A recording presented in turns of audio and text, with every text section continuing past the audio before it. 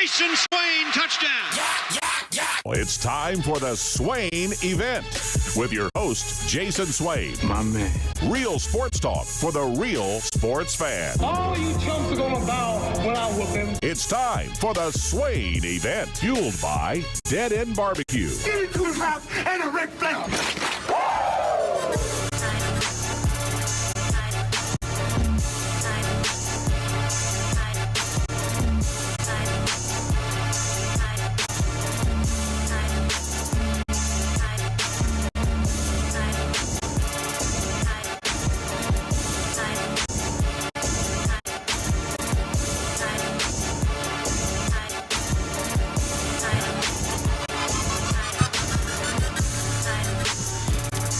Swain Event, SwainEvent.com, fueled by Dead End Barbecue.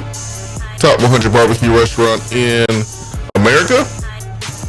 865-255-03 is our telephone number. Hope everyone is having a wonderful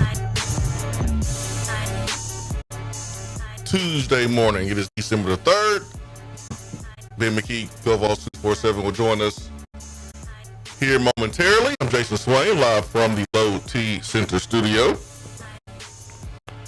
Tennessee, college playoff bound. It is a lock.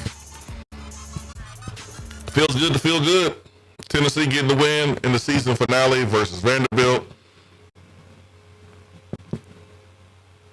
I give credit to Vanderbilt by how they came out. I give credit to Vanderbilt how they've played this football season. They're not the same old Vanderbilt.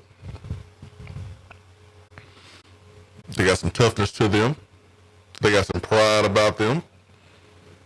And I give them credit. But they were not enough for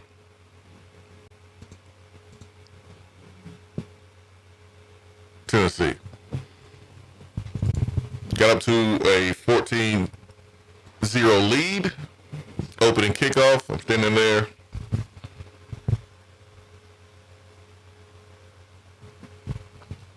And they return a kickoff, no issues. No issues. Not even touched.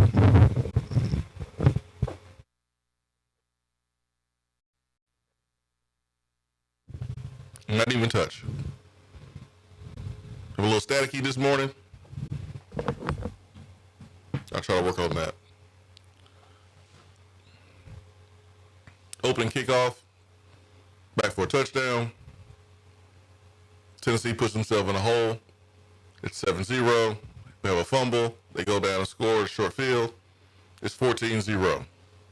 The one thing you needed to do was start fast.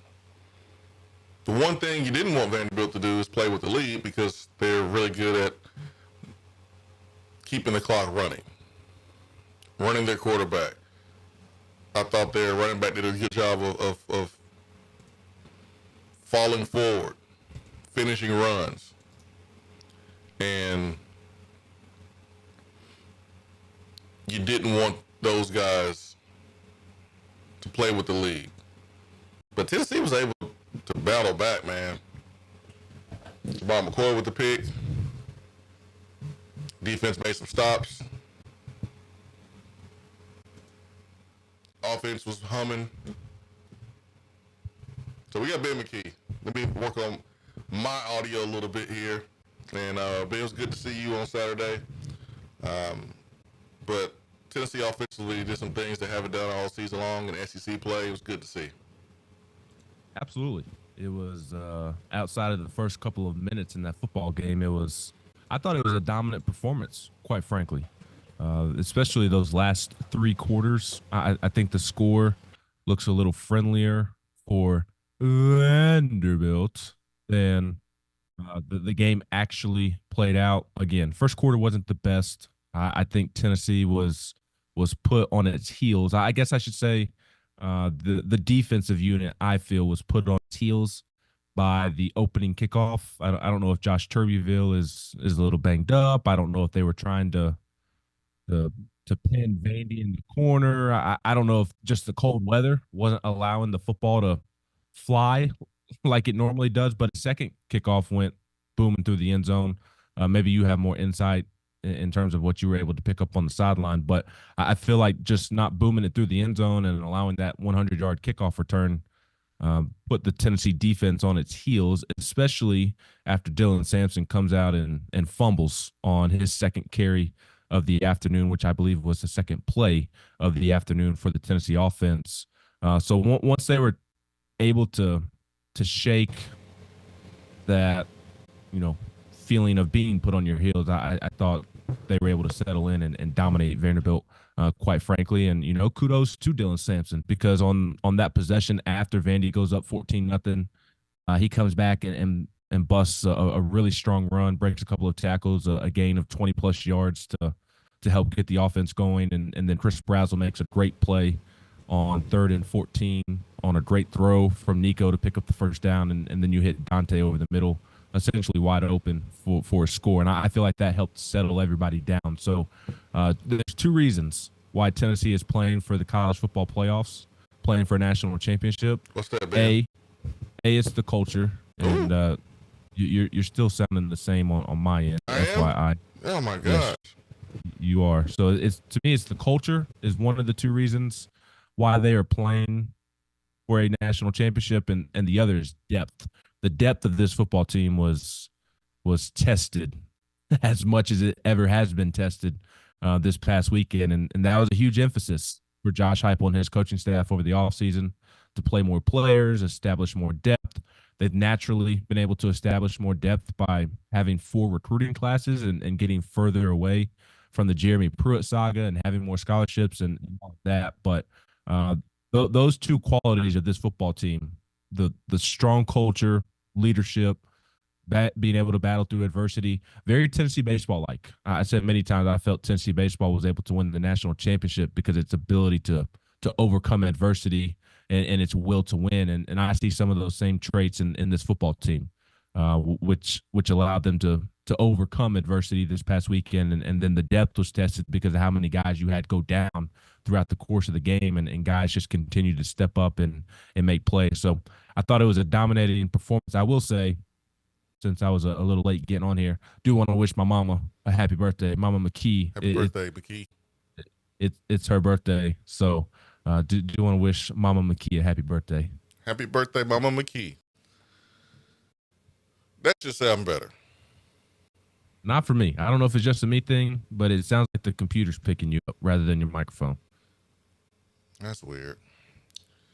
Oh boy, I feel like I'm sounding a little bit better. Maybe text box says. Yeah, maybe text box can hit me up. Let me know.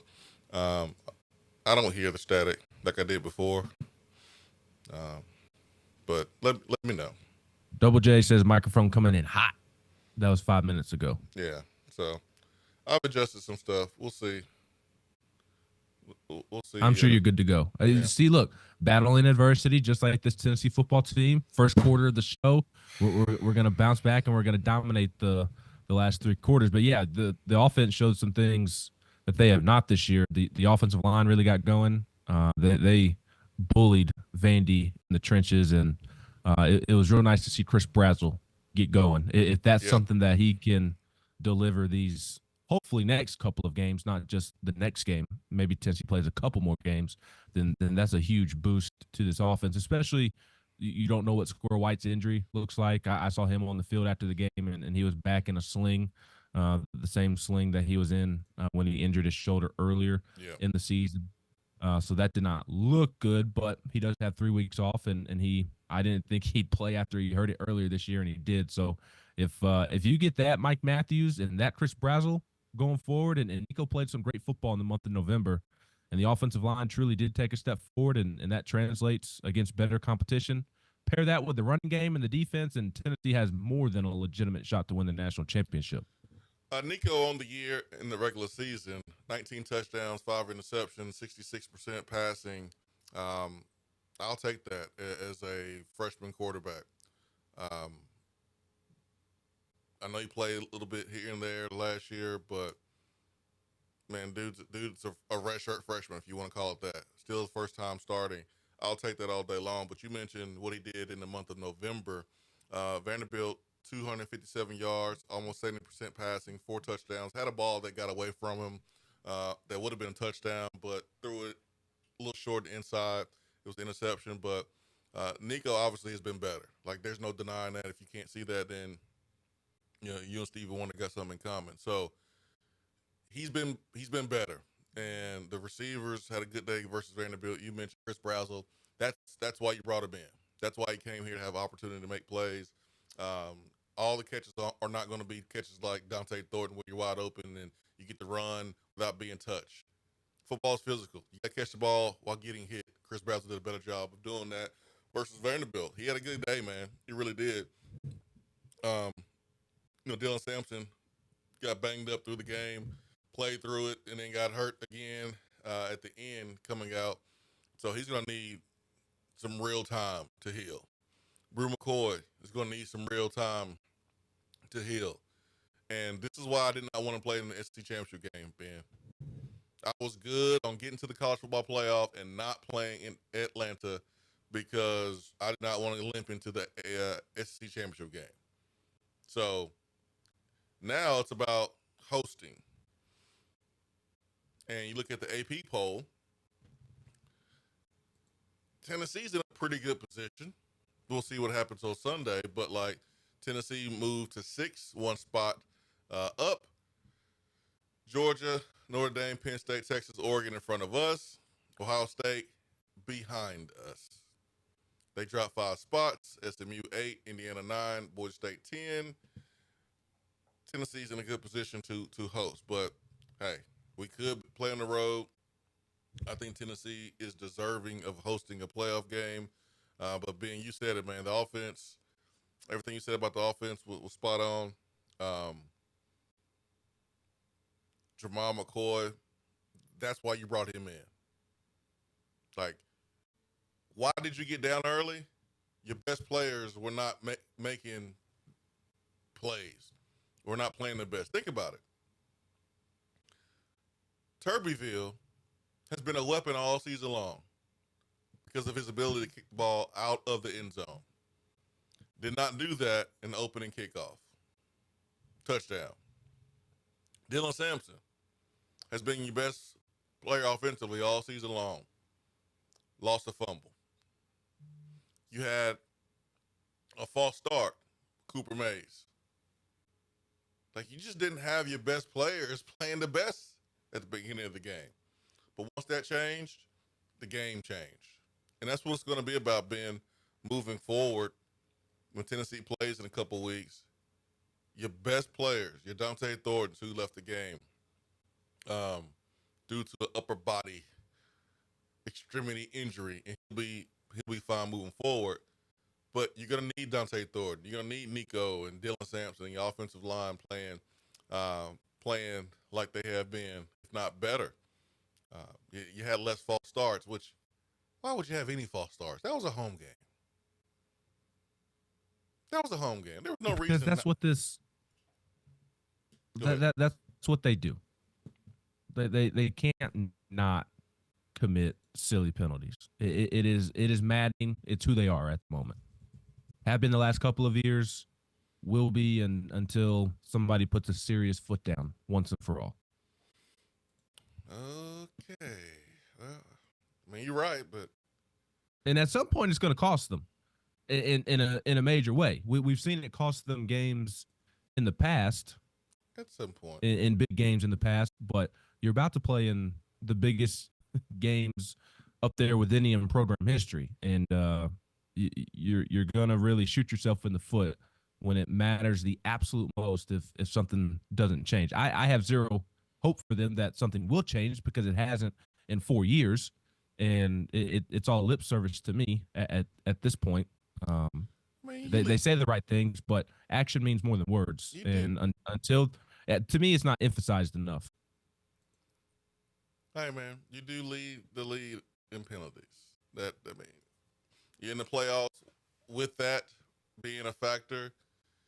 If you lose, you're probably going to look at penalties You're probably going to look at discipline is the reason why. But I don't have many complaints, even though I agree with you. I don't have any complaints about where we are right now, because this is what we envisioned at the beginning of the season. There was a lot of 10-2s, a lot of 11-1s out there, but 10-2 in the college football playoff. This is where we want to be.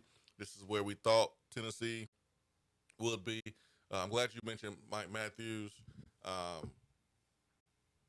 I'm not going to sit here and go, see, he should have been playing all along.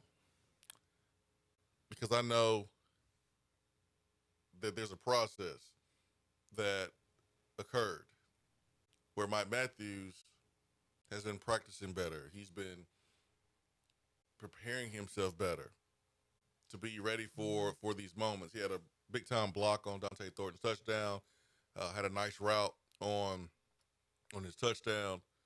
But I'm not going to sit here and say he should have been playing the whole time.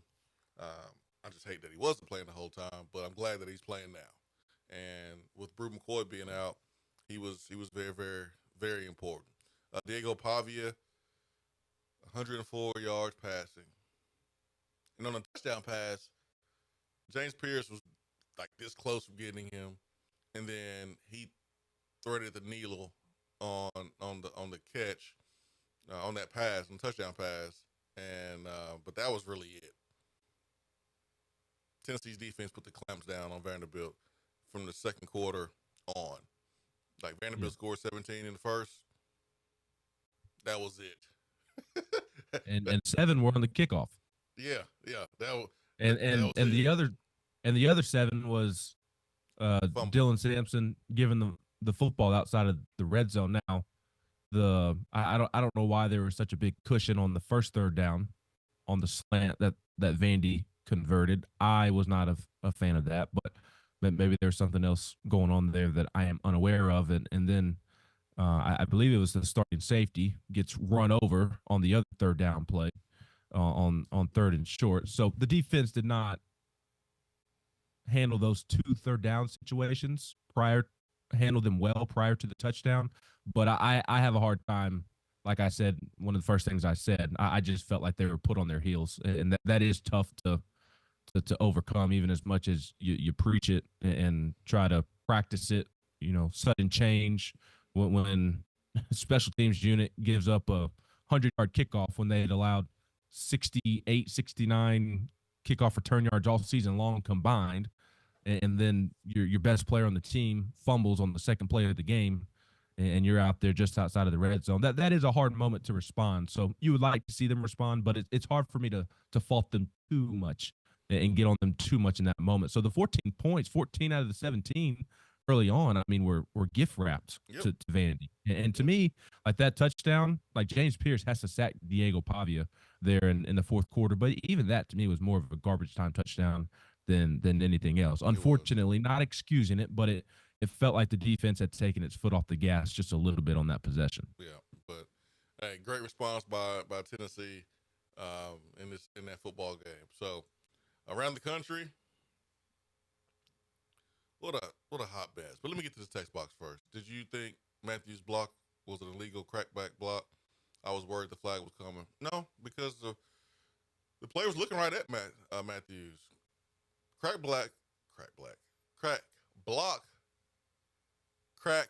back block, excuse me, is when like person doesn't see the hit coming and you blindside them.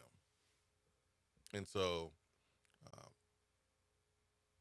that wasn't one at all. That was just a great play. Is Thornton, Brazel, Matthews our most explosive receiver lineup?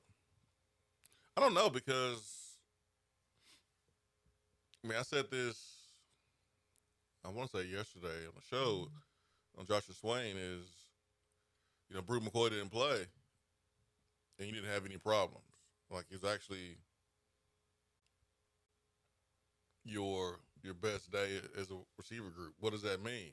I don't know what that means, because it happened once. So, like, if you play the next game and Brazel, Matthews, and Thornton out there again and they're getting the job done, then that's going to tell us something. But I can't really jump to conclusions off of one game. I can't. It was just nice to see not guys making plays on the outside, because they took a lot of criticism, and they deserve the criticism. Probably deserve some more. I think when you are in this market sometimes, and you're winning, like, I think questions could be asked that was a little bit harder at press conferences. I think pressure can be put on the receiver group a little bit more. Honestly, yeah, honestly. I think folks around here have been nice about the poor play from the receivers, to be honest. I have been nice. I'm a foreign player, so I haven't went in like I could have, honestly. And so the criticism was deserved, but they responded. They did a really, really good job. I didn't see any like bad drops. I thought our guys were getting busy after the catch. I mean, I was impressed with how we played on the outside. So we'll see if the Thornton, Brazel, Matthews is the most explosive lineup, but it was on Saturday. Tremel from chat says McCoy's making himself some big bucks. He is. We'll have to do the same thing next year, as he will have one more year on the hill at least. Ben, any transfers on our radar? Yeah, No, Ben. Yeah, Ben. Any transfers on the radar? it's too early. I think that will begin to take shape early next week when the portal officially opens. Now look, I see Swain's tweets. Myself and Patrick Brown, we've been keeping a private log. I think we'd be good GMs. This guy, that guy, Tennessee should go after. This 5-star offensive tackle decommits. This wide receiver decides to enter the portal. This safety decides to enter the portal. I've been keeping a running log of players Tennessee should go after. No, I'm joking, but that will begin to sort out next week. Right now, it's all about making sure David Sanders signs on Wednesday. Seeing if Onis Konanbanny signs, if he flips, what he's going to do. Isaiah Campbell, obviously the big time defensive lineman from North Carolina. What does he do this week? The Tim Merritt kid, the corner from the Birmingham area who's committed to Miami. Can you get him in the boat? Making sure that your guys sign on the dotted line is the priority this week. I'm sure that Tennessee is absolutely doing its due diligence. In fact, I'm not sure. I'm 100% confident. I know Tennessee is doing its due diligence behind the scenes on these names that are reportedly entering the transfer portal when it opens, and they are well aware of guys who are expected to enter the portal as well. So they are doing their due diligence, but I don't think that you're going to see names emerge as targets for Tennessee until the portal opens early next week. And part of that is because you want to see who you do get in the boat from the high school ranks this week and see what positions you may need to attack because you didn't get the numbers here or there that you wanted in the high school recruiting class. I think there are players that are expected to hit the portal from our team. When you look at their time here, well, they haven't played a lot. I mean, the writing is on the wall for some of those dudes, but I don't think this is the best time for them to drop that they're hitting the portal. I think what you have seen over the last couple of years is Tennessee has to operate a little bit differently. Like, you don't see those names go public as much as you see other names around the country, like with departures or arrivals. And I would advise people to pump your brakes when you see a recruiting service try to pair a school with a player that is going to hit the portal. This happened last year. Tennessee needed a running back because Tennessee lost two dudes. They just automatically assumed that the Martinez kid from Oregon State was just going to come to Tennessee. Tennessee had never talked to him like that. Never got serious, but there was a recruiting service that just had a graphic and had Tennessee's logo on his photo and made everybody think that he was going to come to Tennessee. Same thing happened with Juice Wells. But Tennessee was never getting Juice Wells. So ask yourself, has Tennessee been public with getting guys from the portal in the last couple of years? The answer is no. So they usually move in silence. They usually do their homework for the most part. They're not going to overspend if they can help it, unless it's a dire situation at a key position, which that's a very whole smart. other conversation. They're not frugal. They're not cheap. They're smart. Yeah, to try to be real smart about overpaying guys in certain positions that are not key positions. So that'd be the best advice. And then, hold on, hopefully we can get in on this NC State receiver. Why? Casey Concepcion. Why? Why?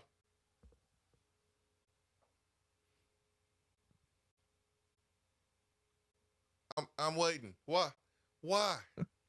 Because he's played well at NC State, Swain. I feel like he's this year's Justin Jolly from UConn, the tight end. Now, Concepcion is better than Jolly, but I feel like he is going to be this year's Justin Jolly. A fan saw him play, not that he did much against Tennessee, but we're well aware of what he had done as a true freshman going into the Tennessee game.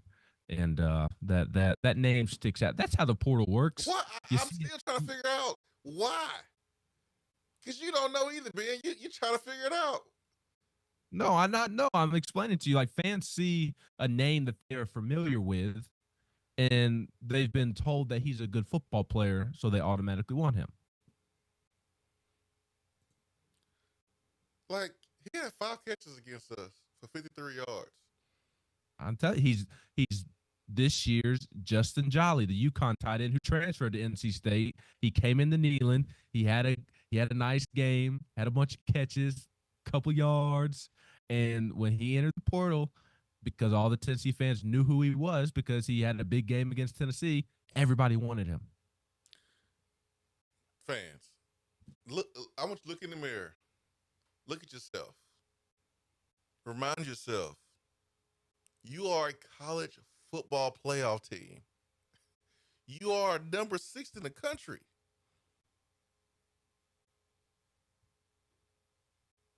This is not year 2 of Josh Heupel's tenure. This is year 4, going into year 5.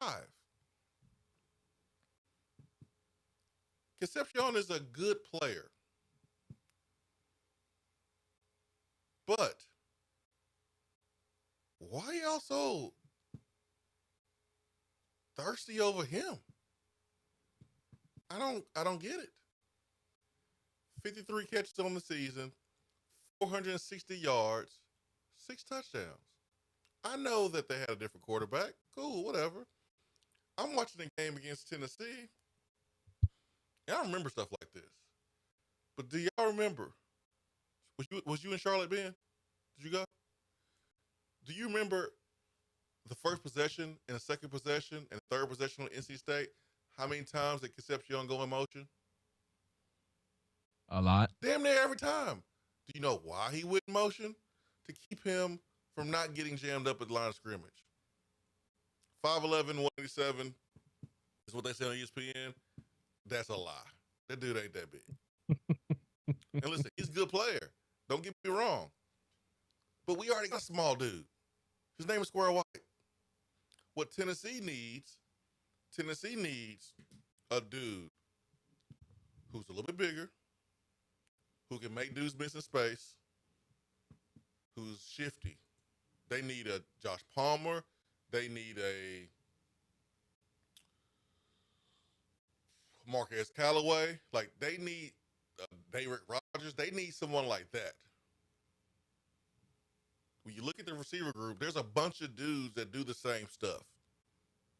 You got to have point guard, small forward, shooting, small forward, power forward, center.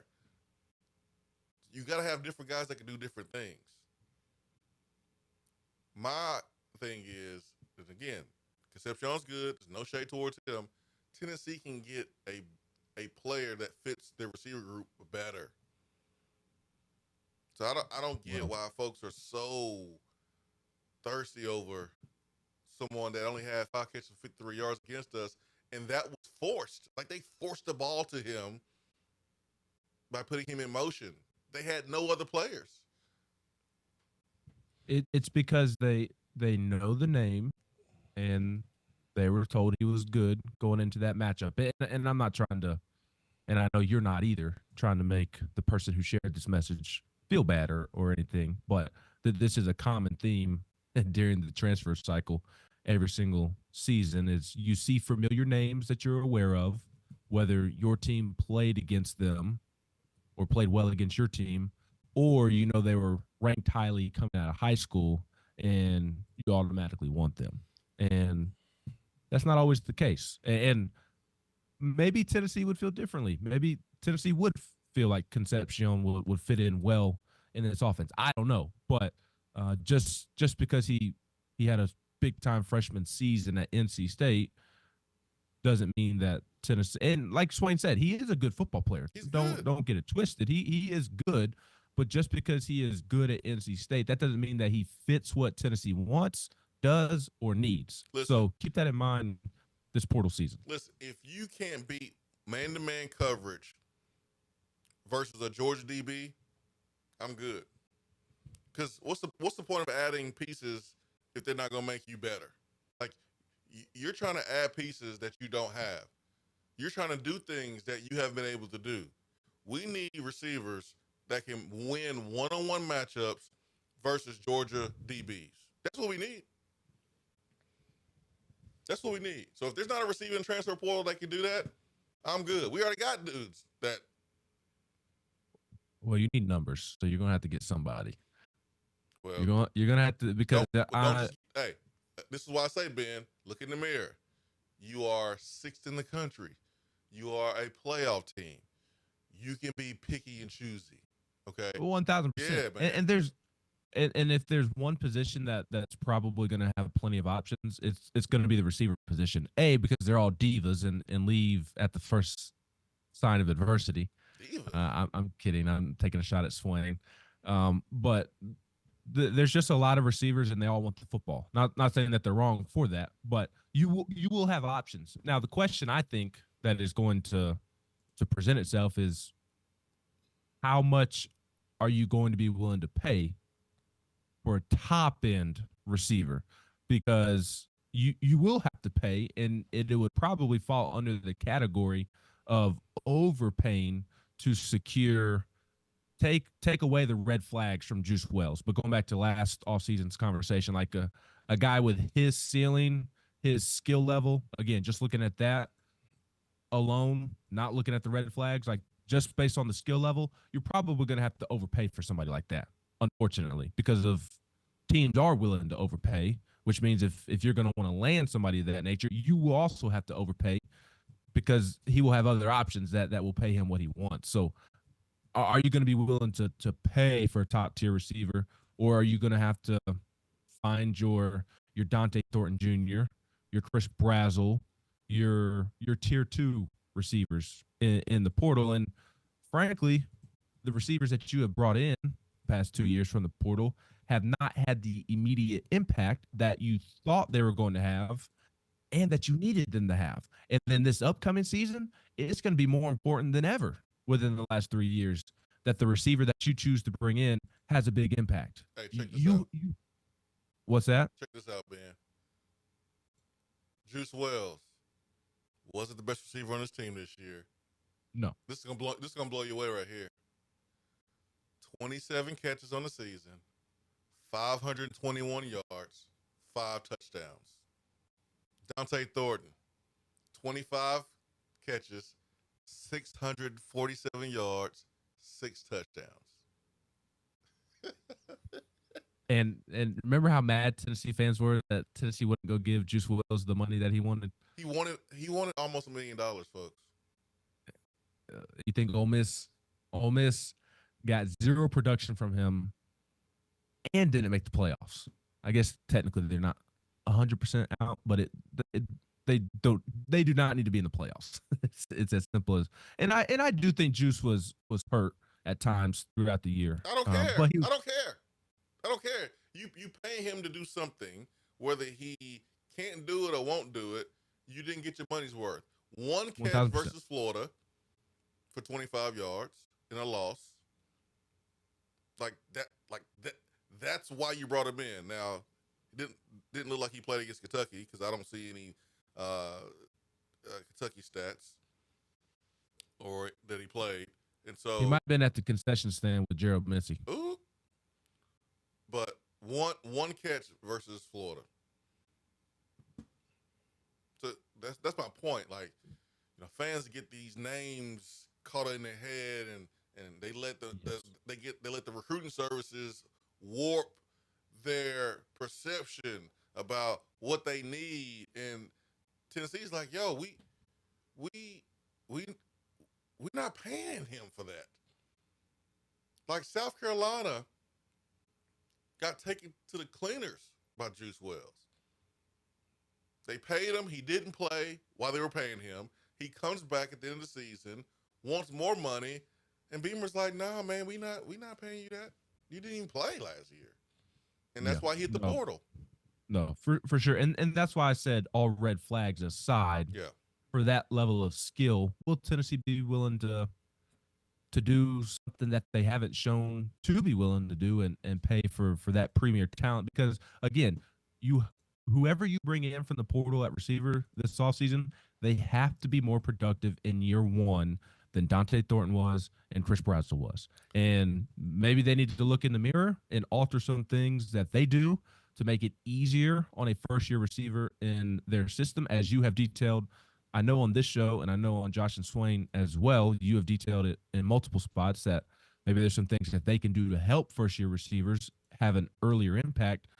But whoever you go get, again, they have to have an impact next year because you're losing some guys this year. You're probably going to lose some guys at the tail end of the depth chart that are not playing right now.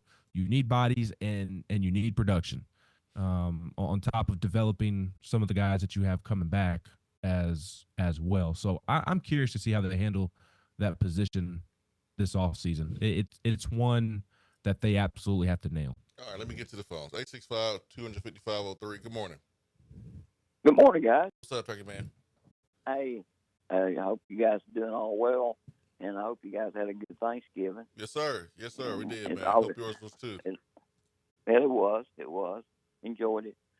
Hey, I was going to ask you guys something. You may not know the answer to this question, but when I was doing some research on this 12-team playoff, I was looking in particular at 5, 6, 7, 8 that will host the game, in which not every stadium is equal, and every home field, even except maybe Vanderbilt, was 80% of all inside it.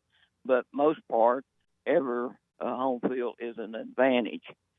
That being said, the way I read it, that the home field or team that got home field, if conditions allowed it, they could have it in their stadium. But if not, then they had the choice of where it would be played.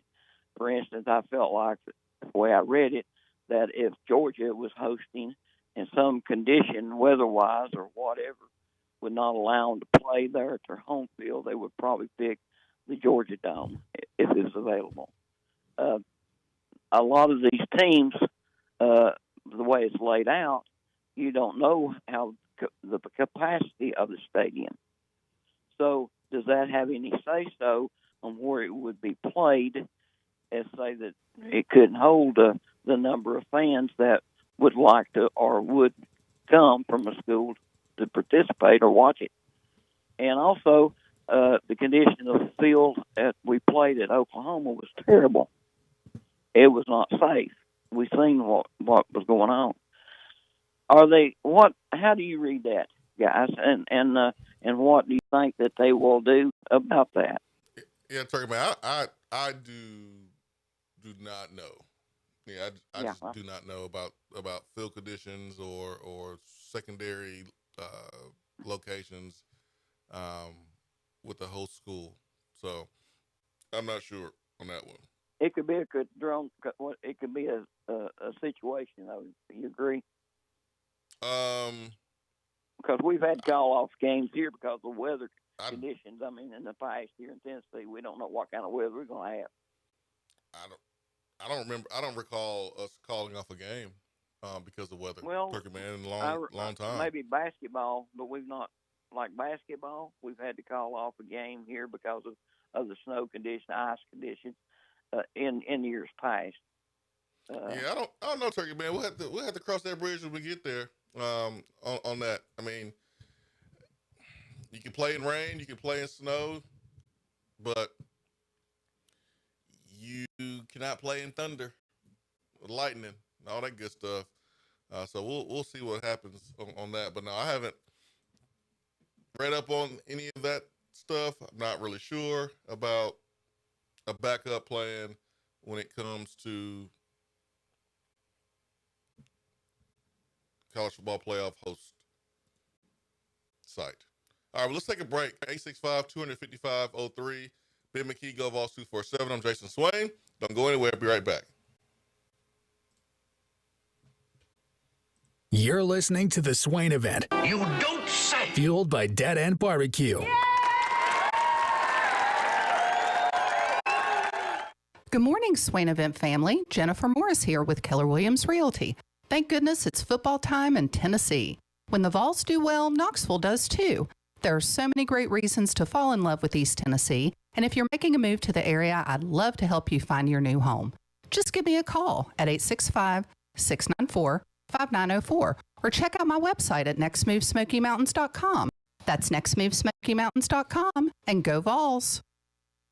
Fellas, there's a lot of people talking about testosterone, but do your homework and go to a provider that you can trust. I recommend Low T Center. It's where I get my levels checked. At Low T Center, they make it quick and easy. You walk in, take a simple blood test, and you'll get your results back in about 25 minutes. If you've been feeling tired, grumpy, have noticed weight gain, loss of muscle mass, you may have low T levels. Go to lowtcenter.com to book your appointment online. That's lowtcenter.com. Low T Center, reinventing men's healthcare. When you are craving some quality barbecue, there's only one place to go. Dead End Barbecue. Dead End Barbecue has been featured on ESPN's Taste of the Town, the first barbecue restaurant on the SEC Network, CBS Sports, Headline News Tailgate Show, Amazon Prime's The Restaurant Comeback, Food Paradise, and named one of the top 100 barbecue restaurants in America. The search is over. Dead End Barbecue is located on 3621 Sutherland Avenue, right in Knoxville. You can even have it delivered right to your door through Chow Now. Visit their website at deadendbbq.com. Dead End Barbecue. The search is over. Chevy truck season at Beatty Chevrolet means save on a new 24 Chevy Silverado 1500. Now $10,000 off MSRP plus 1.9% APR financing plus no payments for 90 days at Beatty Chevrolet in Knoxville. Just because you can't call in doesn't mean that you have to sit on the sideline. Impact the show with a text box. It's part of the free Swain Event app. All right, let's get back to the phones. 865-255-03. Good morning. Appreciate you, man. All right, have a good one. All right, now. Yeah, what's up? Yo. What's up, man? What's up? What's up, my guy? How y'all doing? We good. Hope you are too. Let's get to it, man. Let's go. What's up? Man, so this recruiting stuff, man, it's getting kind of crazy, man. People are saying this and then the third. I mean, 10 yards of catch is pretty good. I mean, if it's forced or not, but I'm good. Like you said, we're in a position kind of be greedy if we want to, right? I mean, we're not. If you're talking about Concepcion, I don't want to make it seem like I'm bashing him, but no, you're not. I ain't think you was. I ain't think you was. We're not putting him in motion every single time to get him the football because he's the only good player. Like, we're not doing that. Right, I feel that. But I mean, at the same time, they can kind of get us out of 12 personnel. I mean, my thing is this: get as many as you can. I mean, you know what I'm saying? Like, you know who Tennessee needs to go see if they can get a player like that dude that we played at Arkansas. That dude. Oh yeah, that dude was out there man, Yeah. head topping people back to back. I was He like, was yo, winning. He was who is winning this dude? versus Jamal McCoy, who's And going to that's be an hard. NFL player. That's who you Yeah, need. You need dudes like that. bro. Hey, McCoy done made himself some bread, ain't it? He sure did. So, some good news. My boy made the All-Star game for Tennessee as a safety. Congrats. So, you know what I'm saying? We trying to, get him prepared. I think they play on the 11th up in Smyrna, somewhere around in there.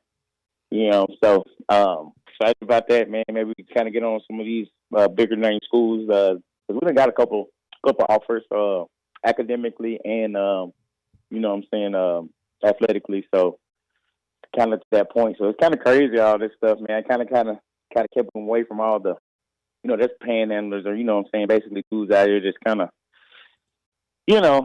using these players. Kind of weird. We talked about this when the NIL stuff first started. They call handlers and agents, and that's just man. Parents. You just gotta be aware. Parents gotta be careful. Be careful out here, parents. Yeah, simple. Be careful out here, parents. Be careful out here. But I'm dude. Like this, I was talking to my sons, and I was like, man, y'all.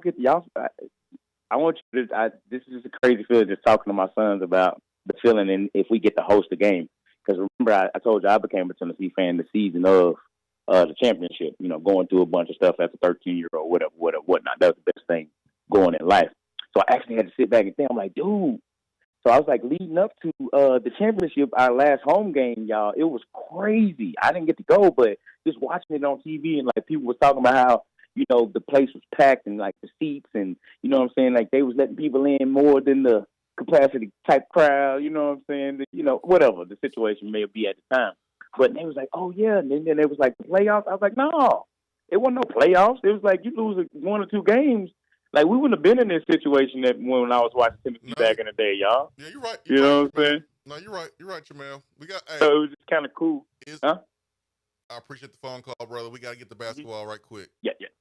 All right. Good to hear from you.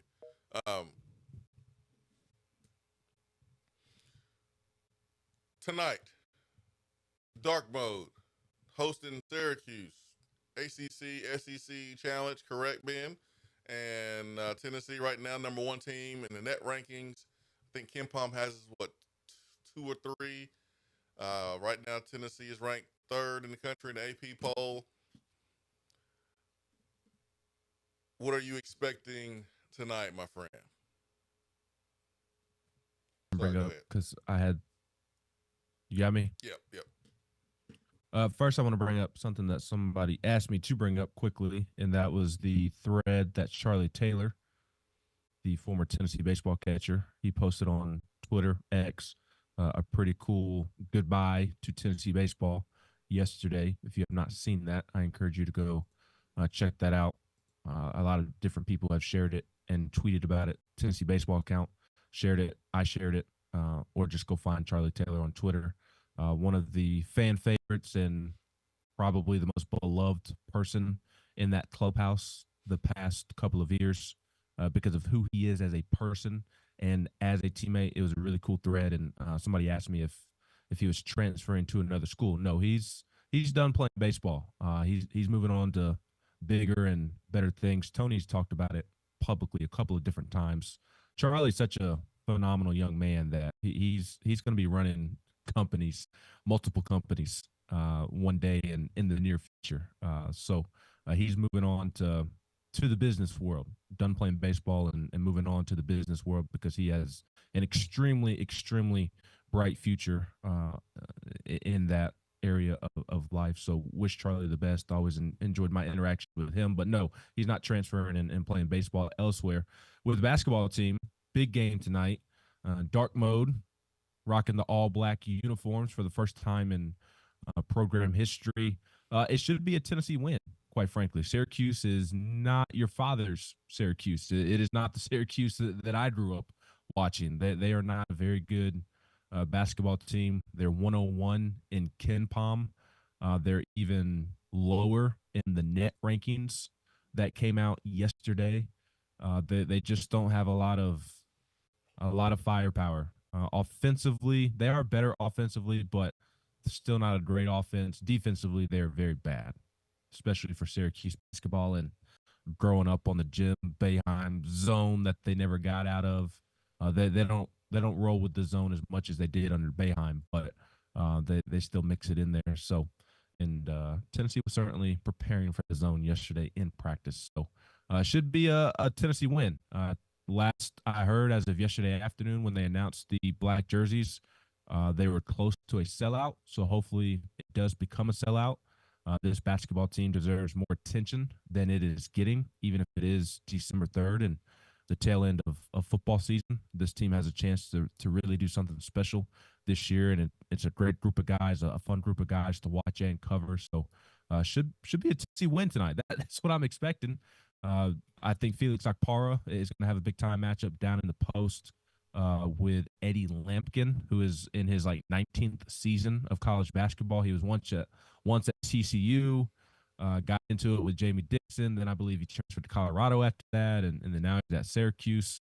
So just not Felix Akpara body type. He's got 20 to 30 pounds on him, so it'll be a different type of matchup for Felix.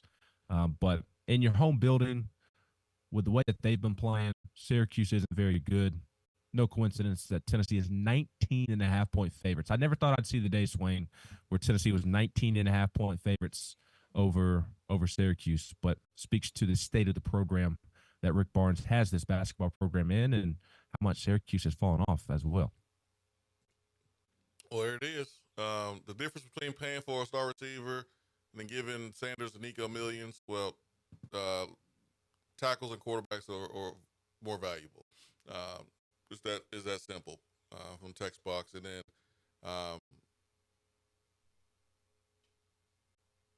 Audrey's kid's birthday is 17 years old, so she wants prayers for her sanctity. Daughter turned 17, so happy birthday there. Tonight, I'm watching Zakai Ziegler. He's playing a team from New York. Zakai's from New York. I know there's going to be some trash talk. Zakai, control yourself, man. Control yourself, Zakai. That's my guy. I love some Zakai. But I know how Zakai is, man, when it comes to this type of stuff. Behave, Zakai. I need you to behave out there. I need you to be on the court. Yeah, not only a school that is from New York, but a school that I imagine did not recruit Zakai. So, and for all of those people that pick at me about being a Yankees fan, I lived close to Syracuse for 4 years of my life. So just want to point that out there. No additional motive whatsoever. My only additional motive is making sure people get linked up with Jennifer Morris, because she is the best realtor in the Knoxville area. She can help you accomplish all of your real estate needs. So please, whatever you're trying to accomplish, if you need any help with anything, please reach out to Jennifer. She's the best at what she does, and she has all the resources to maybe help you in some areas to where she can't directly help you. So make sure you reach out to her for all of your real estate needs. So for my Hiller live in real time read, I got Hiller pulling up at the house like here in the next 30 seconds, okay? Reason why is because I got situation, all right, with the crack pipe. And it's very inconvenient. It's not fun at all. It is impacting our way of life in a huge way. They came out yesterday, gave me the bad news. So I have someone here coming to give an estimate, which is not going to be fun at all. So this is why we have to do the show for an hour today. But we will come back on Thursday and do a longer show. But this is an emergency situation. And Hiller Plumbing, Heating, Cooling, and Electrical is here to get it fixed for me as soon as possible. They may be ringing the door at any minute. Take advantage of Hiller's $99 drain cleaning special this month.